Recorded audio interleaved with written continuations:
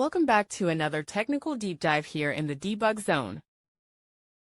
Today we're tackling a big question and breaking it down with insights from other users. Hopefully this clears up some misconceptions and helps you get the answer you need. So buckle up, stay a little curious, and let's jump right in.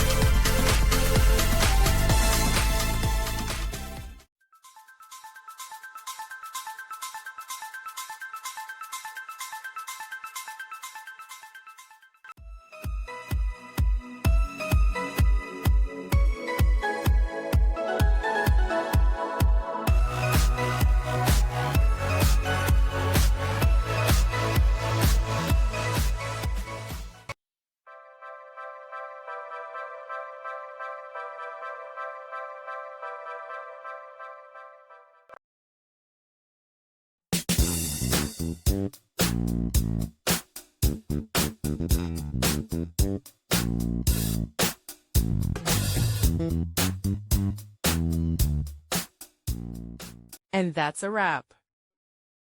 I hope you found the answer you were looking for. If you did, take a second to hit that subscribe button. It really helps out. And let me know in the comments which solution worked best for you. See you next time in the debug zone.